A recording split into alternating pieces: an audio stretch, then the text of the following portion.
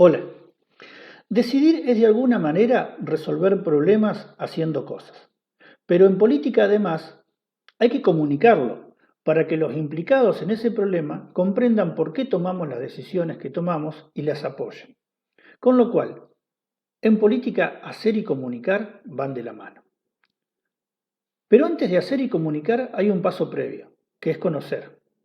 La cita de Perón pone énfasis justamente en ese conocer. Perón, como un buen militar, era un gran estratega y tomaba decisiones y sabía comunicarlas. Pero en su cita nos habla de la importancia del conocimiento previo que es necesario tener para poder armar un buen diagnóstico antes de decidir y de comunicar. Sobre la estrategia discursiva les hablará Cristian Zampaglioni y sobre las formas de comunicarla lo hará Javier Pianta. Dos grandes colegas que me enorgullecen que hayan aceptado participar de este ciclo de charlas.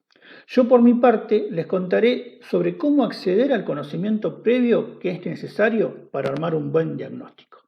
Con un poco de teoría y bastantes ejemplos, los invito a formar parte de esta charla viendo esta presentación. Bien, arranquemos. Bueno, en esta presentación te voy a contar sobre las distintas herramientas que tenemos para estudiar la realidad.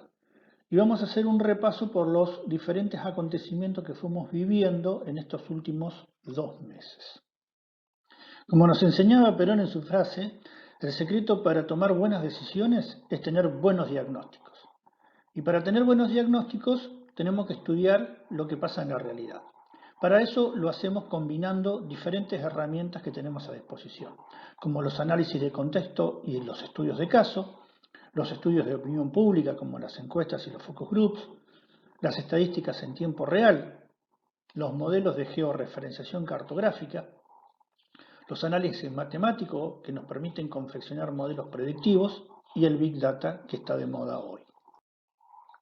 En la historia universal hubieron muchísimas pandemias, desde la peste de Justiniano, que azotó el Imperio Romano del Oeste o el Imperio Bizantino en el año 541, pasamos por la peste negra, por la viruela, por la gripe española y la gripe A, y por el SIDA, hasta llegar a esta pandemia actual. ¿Pero qué tiene de diferente esta pandemia del coronavirus COVID-19 con las anteriores que tuvo la humanidad? Que esta es la primera pandemia que vivimos en tiempo real, en forma global. Todos la vivimos conectados globalmente. Hasta que se cerraron los aeropuertos, el mundo tenía 230.000 vuelos diarios que transportaban a la persona en apenas horas de un lugar a otro del mundo. Y todos los habitantes estamos conectados a Internet en tiempo real, permitiéndonos el tráfico de información de lo que pasa de un lugar del mundo a otro en un instante.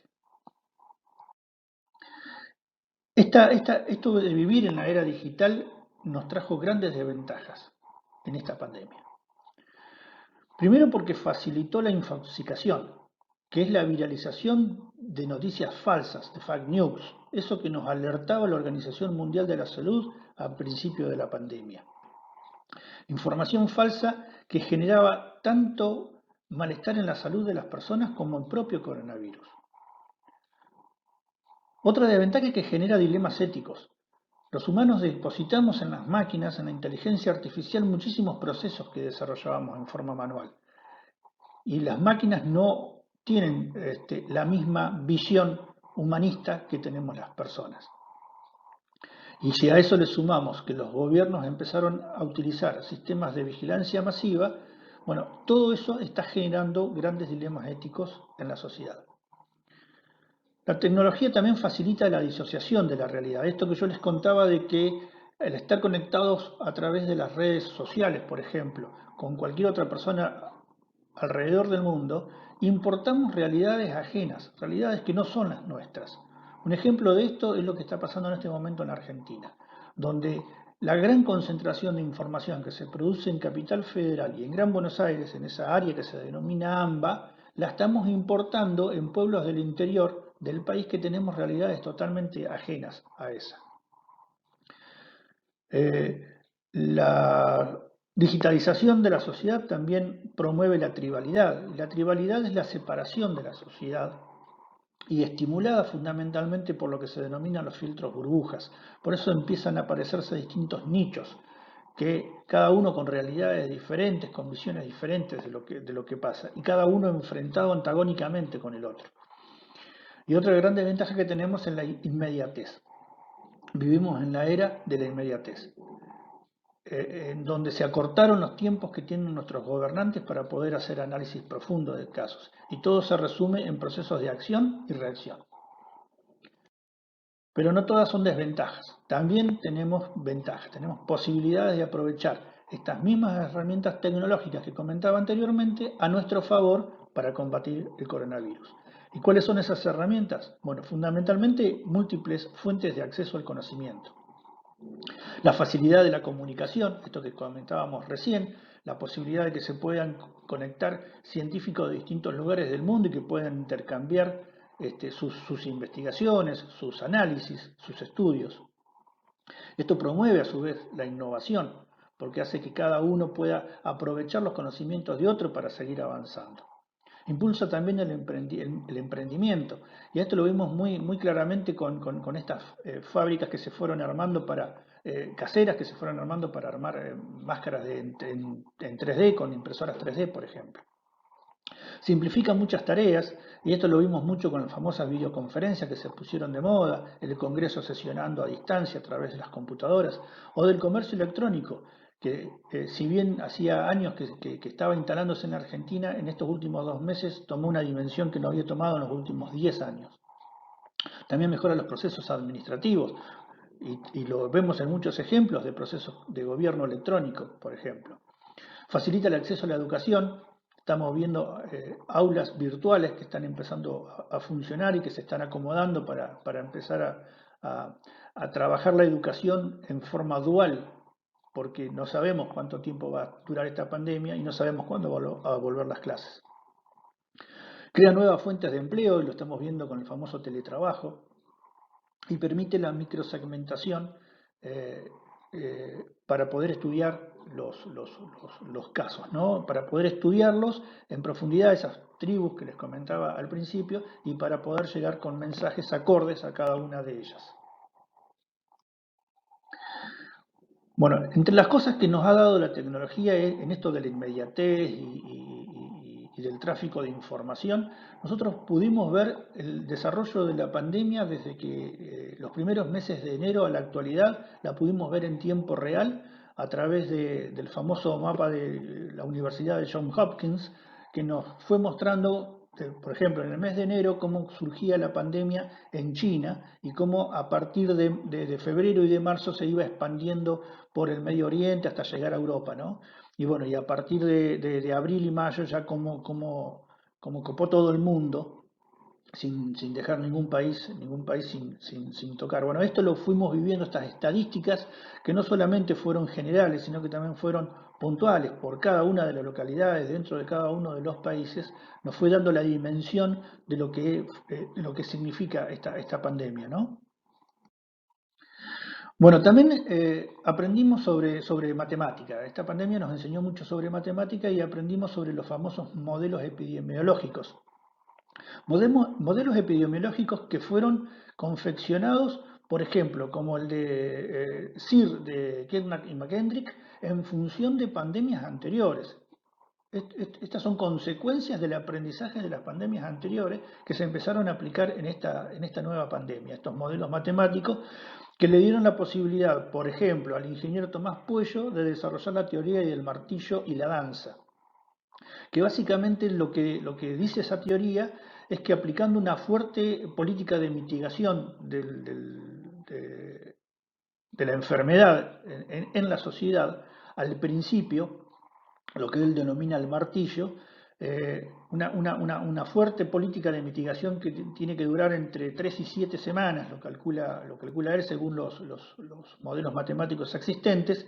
Eso logra bajar rápidamente la pendiente de casos de infecciones y de fallecimientos en forma drástica, luego de las 7 semanas, para entrar ahí en un proceso de danza. Y otra de las cosas que pudimos ver que se desarrolló en esta pandemia es el estudio de las redes sociales. La gente conversa en las redes sociales y esa conversación que la gente tiene en las redes sociales nosotros las podemos monitorear. En este gráfico que estoy mostrando acá, este es un trabajo de monitoreo de redes sociales que hicimos nosotros de nuestra consultora en el mes de marzo en la provincia de Río Negro.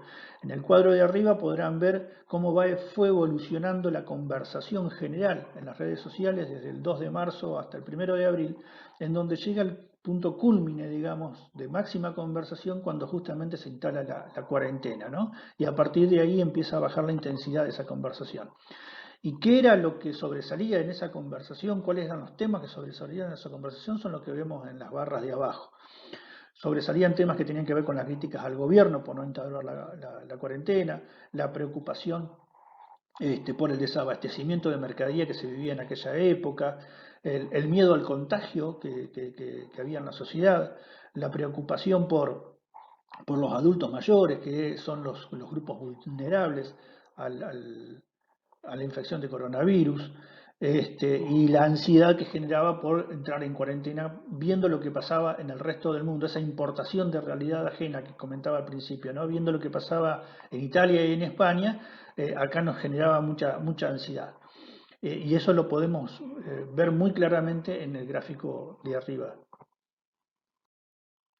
Entonces, con toda esta información recogida y con esta tecnología que nos aporta la posibilidad de poder visualizar esta información que se fue recogiendo, fundamentalmente hago un ejemplo acá con dos datos. Uno fue confeccionado por la empresa Rata Herley, que nos mostraba en el mapa de Argentina de la izquierda, cómo los turistas que venían de sus vacaciones, que volvían de sus vacaciones de Europa o de Norteamérica o de Asia, que entraban por Ezeiza, rápidamente como desparramaban a lo largo del país para llegar a sus lugares donde viven, ¿no? Para llegar a sus casas. Y esto también lo mostraron en tiempo real y era impresionante ver cómo se iban desparramando las sociedades. Entonces, con esa información, más la información de estudios de opinión pública, como el que estoy mostrando a la derecha acá, que es un estudio de la empresa 3.0 nacional, de sentimiento de la gente en ese momento, que en dos palabras claramente mostraban cuál era el sentimiento predominante en la sociedad, que era el miedo a la muerte. Entonces, con esa información, el 19 de mayo, el Gobierno Nacional decreta el aislamiento social preventivo y obligatorio que conocemos con el nombre de cuarentena, y que no es ni más ni menos que la aplicación de la teoría del martillo de Puello, que le hablaba hace un ratito atrás. ¿Y cuál era el objetivo? Y fundamentalmente el objetivo era que, dimensionando cuál iba a ser el pico de infecciones que iba a haber en la Argentina, había que lograr bajarlo, aplanando la curva, para que no colapsara nuestro sistema sanitario. Bueno, acá podemos hacer ya las primeras conclusiones preliminares. Y ellas son que los gobiernos necesitan de consensos para imponer sus políticas. Si la política que va a imponer el gobierno no está en línea con las necesidades y los deseos de la sociedad, muy difícilmente esa política tenga un resultado exitoso. Y acá lo que vimos es que el gobierno estudió muy claramente lo que estaba pasando en la sociedad y en función de eso tomó las decisiones del caso. Para lograr esos consensos, el gobierno debe arribar entonces a diagnósticos eficientes. Se logran diagnósticos buenos cuando se posee información certera y se conoce a fondo el contexto y la opinión pública. Pero hoy los contextos y la opinión pública son variables y por lo tanto esos consensos son efímeros. Esa decisión que tomó el presidente en el mes de marzo la hizo en función de lo que estaba sucediendo en la sociedad en el mes de marzo. Y esa realidad es muy distinta a la de hoy. Por eso hay que seguir estudiando y ajustando las estrategias constantemente. Con lo cual, a partir de ese momento se siguieron estudiando las incidencias, las distintas incidencias que ocurrían en la sociedad. A las sanitarias se les agregaba la de las medidas que había tomado el propio gobierno, ¿no? Entonces, en estos gráficos que yo muestro acá, que son de distintas encuestas que fui haciendo en distintos lugares de la Patagonia, en distintos momentos, podemos ver cómo la sociedad nos iba manifestando lo que le iba sucediendo, ¿no? Tanto su afectación económica como sus preocupaciones, como sus sentimientos, la confianza que tenía en el sistema de salud y cómo fue cumpliendo con la cuarentena, ¿no? Los distintos momentos en estos 2 meses de cumplimiento con la cuarentena, donde vemos en las líneas amarillas los de mayores cumplimientos y en las líneas rojas los de menores cumplimientos. Bueno, vemos que los incumplidores fueron incumplidores seriales prácticamente desde el inicio de la pandemia, son un pequeño grupo de un 5, un 7, un 8% de la sociedad, que prácticamente hizo caso omiso de la pandemia, pero los mayores cumplidores tuvieron momentos de mayor cumplimiento y momentos de menor cumplimiento. Y eso fundamentalmente se debió a situaciones que tenían que ver estrictamente con la economía. Verán ustedes que ahí hay una línea que sube y que baja rotundamente, y hay otra que va bajando y que sube rotundamente. Bueno, eso tiene que ver con la aplicación de medidas como el IFE, que fue una medida económica que dio mucha tranquilidad a mucha parte de la población, o como los créditos a los monotributistas o a las empresas, ¿no? Que les dio mucha tranquilidad y los hizo volver otra vez a cumplir con la cuarentena.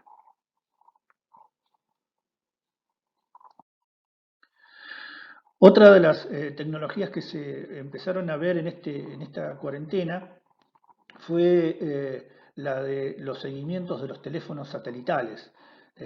Bueno, hay más de 60 millones de teléfonos satelitales en Argentina y la gran mayoría de nosotros tenemos uno y ese teléfono es rastreable a través de, por ejemplo, en este caso en que lo hace la firma Herley, la empresa Herley, a través del movimiento que hace ese teléfono por distintas celdas celulares. Entonces podemos ver en esta gráfica, específicamente de la provincia de Río Negro, cómo se cumplió con la cuarentena, cómo fue bajando la movilidad de esos teléfonos celulares de manera rotunda, ¿no?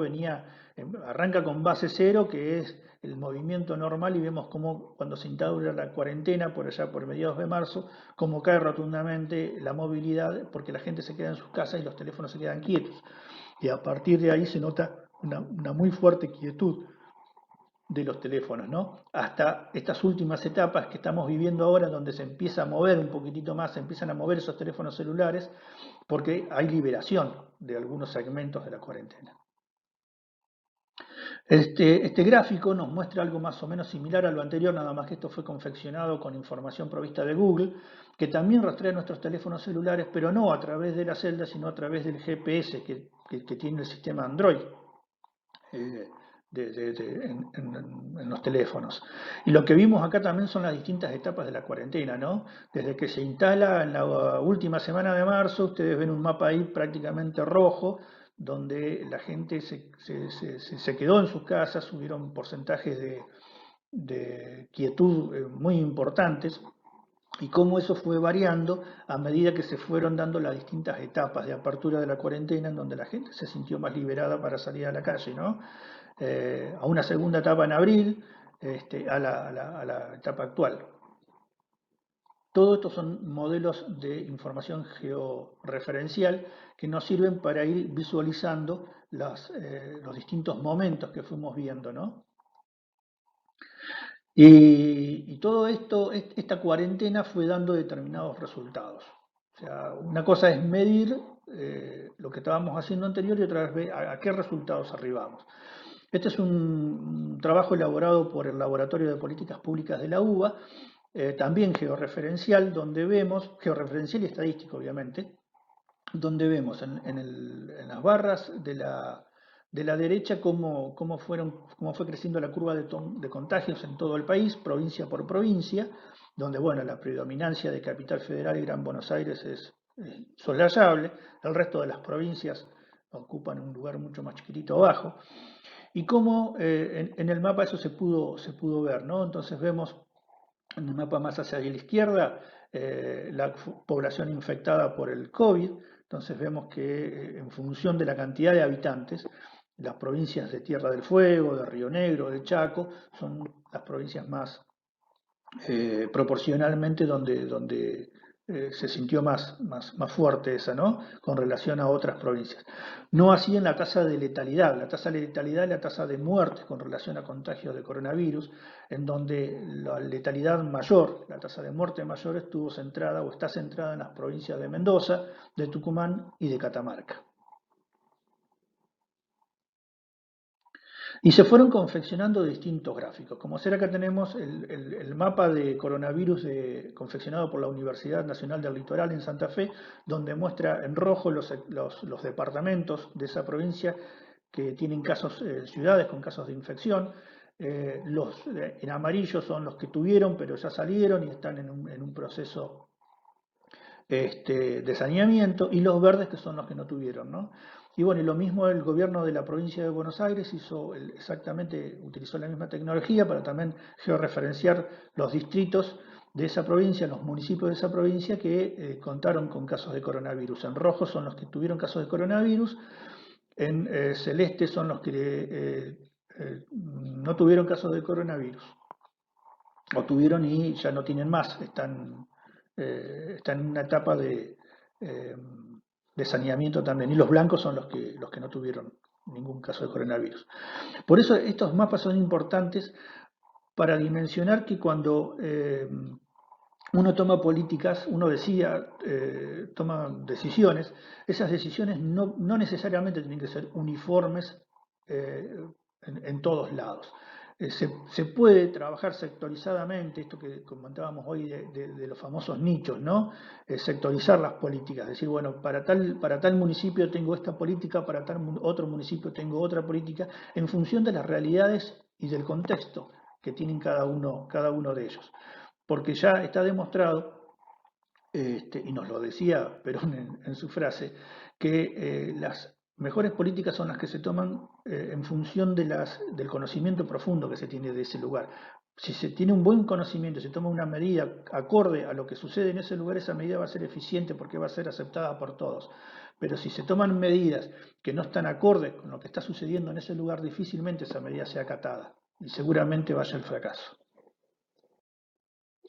Y esto lo pudimos ver en los últimos gráficos que nos mostraba el presidente, donde nos fue mostrando las distintas etapas de la cuarentena, que esta cuarentena tuvo dos claras etapas, de la etapa del martillo y la etapa de la danza, que les comentaba hoy de la teoría de Tomás Puello.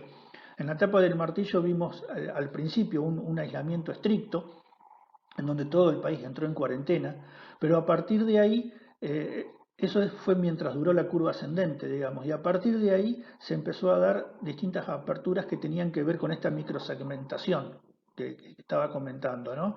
Provincias que no estaban infectadas tuvieron mayores libertades, localidades dentro de esa provincia que tampoco estaban infectadas tuvieron otras mayores libertades, y así fuimos sucediendo los distintos momentos de la cuarentena hasta llegar hoy, en este caso en la provincia de Río Negro, donde la mayoría de las localidades de la provincia de Río Negro están en una etapa, en la etapa número 4, distinto Capital Federal y Gran Buenos Aires, que están en etapas 2 y 3. Pero no termina ahí la cosa. Hay que seguir estudiando, hay que seguir investigando, porque las realidades son dinámicas y son cambiantes. Y lo que hemos llegado a descubrir es que hay tecnologías que nos permiten tener un control mucho más exhaustivo, y mucho más minucioso y mucho más exacto de lo que sucede a cada momento. Y bueno, el gobierno ha dado con esa herramienta, con esa herramienta de estudio, que es una aplicación que se denomina Cuidar, que a partir de ahora vamos a tener que tener todos nosotros en forma obligatoria instalada en nuestros celulares para poder circular por la calle, porque en esa aplicación es donde vamos a tener el permiso de circulación. Ese permiso de circulación es por horas, no es eterno, como el papelito que tenemos hasta el momento, sino que es por determinado tiempo. Y aparte esa aplicación nos va a ir midiendo nuestro estado de salud constantemente también, ¿no? Con lo cual, mientras esté en verde vamos a poder circular, libremente, siempre y cuando estemos dentro del rango de circulación autorizado por la aplicación.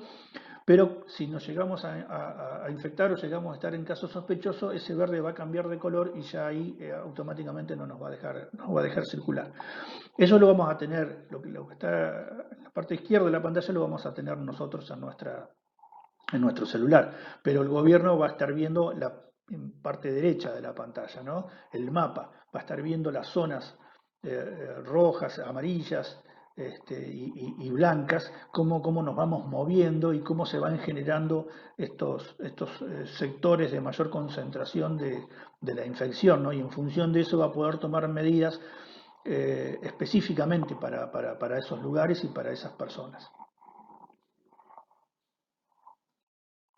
Bueno, y ya podemos arribar a las conclusiones finales, que lo que tenemos que hacer es sumarle a todas las conclusiones preliminares que comentaba hace un ratito, sumarle que la tecnología llegó para quedarse, que la vida se ha digitalizado, que el empleo se ha mediatizado y robotizado, y que la sociedad pasamos a estar vigiladas. Esta es nuestra nueva realidad. El desafío hoy está en el dominio del medio dominante. ¿Quién va a dominar el medio dominante? Hasta ahora lo venían dominando las grandes corporaciones. El gobierno entró en competencia con ese dominio. Pero esta es la realidad. Bueno, muchísimas gracias por su atención.